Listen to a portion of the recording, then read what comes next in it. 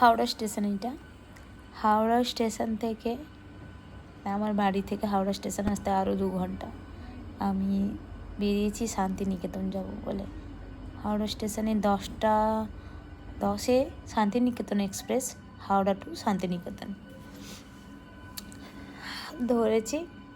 এটা হাওড়া স্টেশন।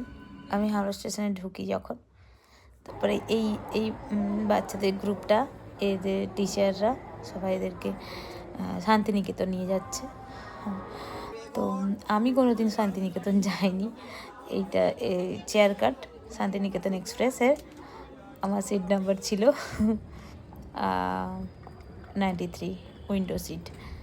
তারপর বর্ধমান স্টেশন, অনেক স্টেশন, 2 ঘন্টা ধরে আসছি। সেই বর্ধমানটা নেওয়ার ইচ্ছে ছিল, কারণ আমি এইদিকে কোনো দিনই আসিনি। এটা একটা কি নদী, যেগুলো আমি জানিই না। আর এসে গেছি, এটা বর্ধমান স্টেশন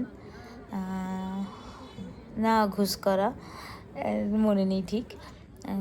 মনে হলো যেগুলো একটু একটু করে নিই, কারণ আমি এই দিকে কোনো দিন আসিনি। আমার জীবনের প্রথম, এই এত বড় জীবনটা কেটে গেছে, এই প্রথম মনে হলো যাই ঘুরে আসি। ঘুরতে গিয়ে দেখলাম হ্যাঁ আমি একা পারবো। যাই হোক, ইনি ছিলেন আমাকে গাইড করার জন্য।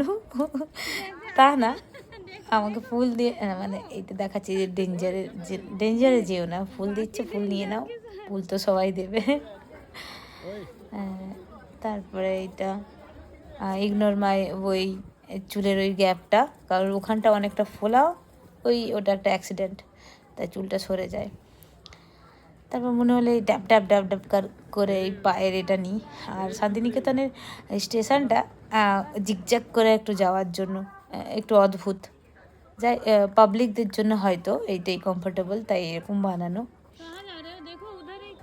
তারপর নিয়ে পড়লাম সেই ঐতিহাসিক শান্তিনিকেতন, রবীন্দ্রনাথ ঠাকুর করে করে মনে ওইটাই নিয়ে নিয়ে চলছি। দেখলাম ওর সামনে গীতাঞ্জলি মিউজিয়াম আছে। মিউজিয়ামের ভেতরে কী আছে আমি দেখিনি, আমার টাইম নেই, তাই ছটপট বেরিয়ে পড়লাম অন্য জায়গাগুলো দেখার জন্য। সেগুলো এই ভিডিওতে আর জায়গা নেই, তবে পরের ভিডিওতে ওগুলো দেব।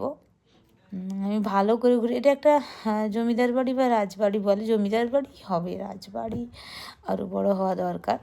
তো ওনাদের অন্য জেনারেশন, এটা একটা উৎসব হচ্ছিল মনে হয়, ওখানেই একটা ভালো এক্সিবিশন হচ্ছিলো।